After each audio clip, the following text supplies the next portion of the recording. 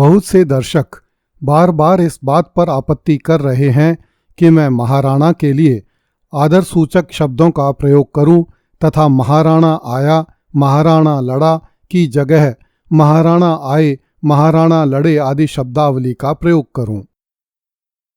मित्रों, यह नाटक नहीं है जिसमें खलनायक के लिए तृतीय पुरुषवाचक संबोधन एवं नायक के लिए प्रथम पुरुषवाचक संबोधन किया जाए। इतिहास में ऐसा नहीं होता कि अकबर के लिए आया और महाराणा के लिए आए शब्द का प्रयोग हो। महाराणा का आदर उनके द्वारा किए गए कार्यों से होता है, न कि संबोधन के शब्दों से। मेरे इस स्पष्टीकरण के बाद भी जिन्हें संतोष न हो वे कृपया अपनी इच्छानुसार इस चैनल की बजाय कोई दूसरा चैनल देख लें, क्योंकि उनकी टिप्पणियों से स्पष्ट है कि उन्हें इतिहास नहीं चाहिए, नाटक चाहिए। धन्यवाद।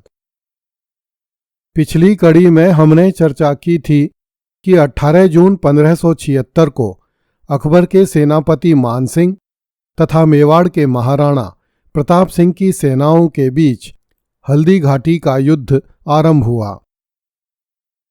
यह युद्ध महाराणा प्रताप ने आरंभ किया और वह युद्ध के प्रारंभिक भाग में ही मुगलों पर भारी पड़ गया। महाराणा की सेना के हरावल में हकीम खां सूरी की सेना थी, जो मुगलों की सेना में धंसकर आगे बढ़ गई। इस पर महाराणा की सेना का मध्य भाग मुगलों पर आक्रमण करने के लिए आगे बढ़ा। मेवाड़ी सेना के इस भाग की अध्यक्षता स्वयं महाराणा प्रताप के हाथों में थी। यह लड़ाई हल्दी घाटी में आरंभ हुई थी और लड़ाई का मध्य आते आते दोनों पक्षों के सैनिक आपस में लड़ते भिड़ते रक्त तलाई में पहुंच गए, जहां युद्ध का तीसरा और सबसे भयानक चरण आरंभ हुआ। बड़ी संख्या में सैनिक कट कट कर मैदान में गिरने लगे। मैदान मनुष्यों, हाथियों एवं अश्वों के कटे अंगों तथा शवों से भर गया और रक्त की नदी बह निकली। रक्त तथा मिट्टी से बनी कीचड़ में पैदल सैनिक तथा घोड़े फिसलने लगे। इस कारण लड़ाई और भी कठिन हो गई। महाराणा लगातार अपने शत्रुओं को गाजर मूली की तरह काटता हुआ आगे बढ़ रहा था। उसका निश्चय अकबर के सेनापति मानसिंह कछवाहे को सम्मुख युद्ध में मार डालने का था। महाराणा अपने नीले घोड़े पर सवार था, जो विश्व इतिहास में चेटक के नाम से विख्यात है।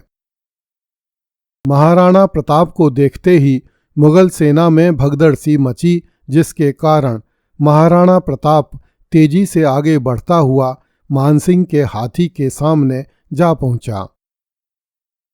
देवी सिंह मंडावा ने अपनी पुस्तक स्वतंत्रता के पुजारी महाराणा प्रताप में लिखा है कि मुगल अमीर बहलोल खां कछवाहा मानसिंह के ठीक आगे उसकी रक्षा करता हुआ चल रहा था। जब महाराणा प्रताप का घोड़ा कुंवर मानसिंह की तरफ बढ़ने लगा तो बहलोल खां ने महाराणा प्रताप पर वार करने के लिए अपनी तलवार ऊपर उठाई। उसी समय महाराणा प्रताप ने अपना घोड़ा बहलोल खां पर कुदा दिया तथा उस पर अपना भाला दे मारा, जिससे बहलोल खां का बख्तर बंद फट गया और बहलोल खां वहीं पर मृत्यु को प्राप्त हुआ। इस प्रकार प्रताप का घोड़ा चेतक मुगल सेनापति मानसिंह के हाथी के ठीक सामने पहुंच गया। महाराणा ने चेतक को चक्कर दिलाकर कुंवर मानसिंह के हाथी के सामने स्थिर किया तथा मानसिंह से कहा कि तुमसे जहां तक हो सके बहादुरी दिखाओ, प्रताप सिंह आ पहुंचा है।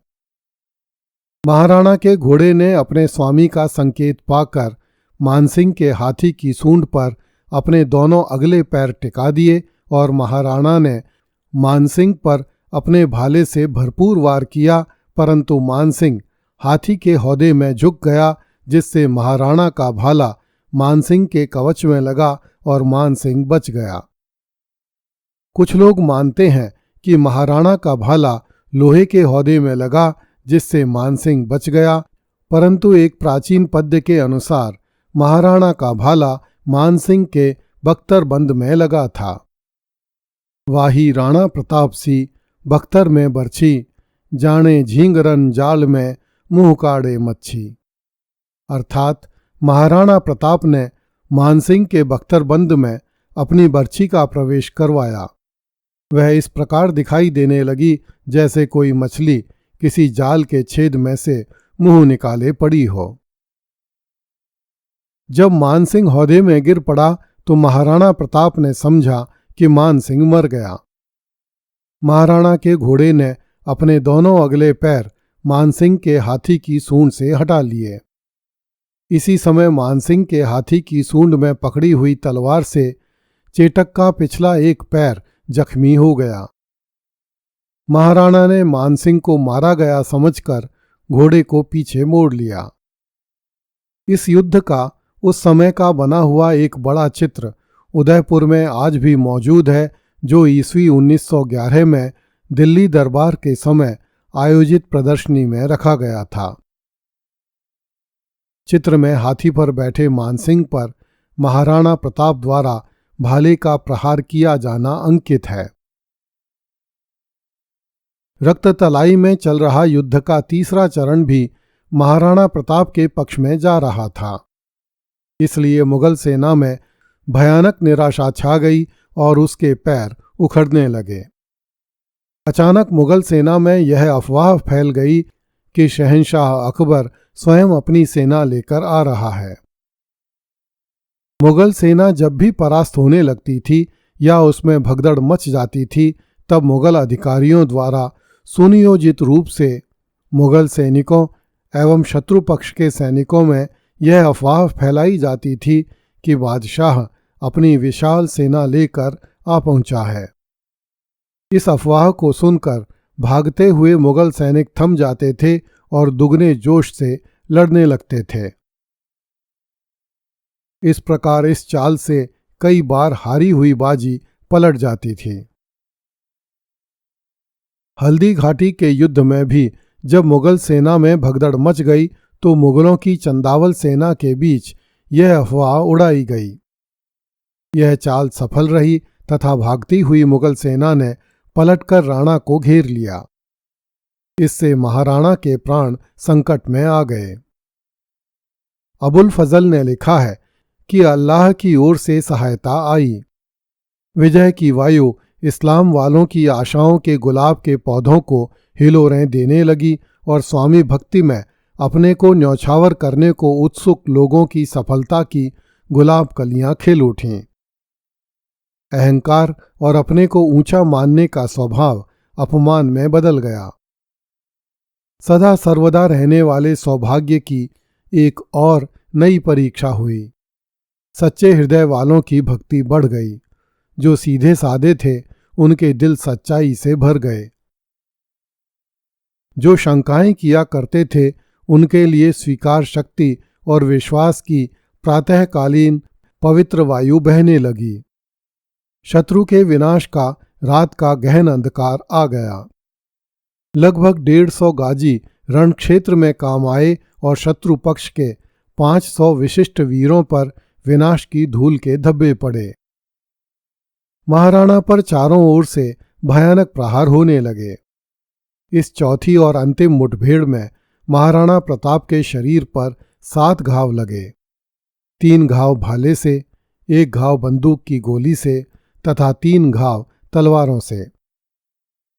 मुगल सैनिक महाराणा प्रताप पर बाज की तरह गिरते थे, परंतु महाराणा अपना छत्र नहीं छोड़ता था।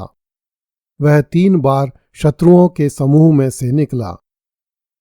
एक बार जब महाराणा प्रताप सैनिकों की भीड़ में दबकर कुचल जाने ही वाला था कि झाला सरदार मानसिंह तेजी से महाराणा की ओर दौड़ा और महाराणा को इस विपत्ति से निकाल कर ले गया।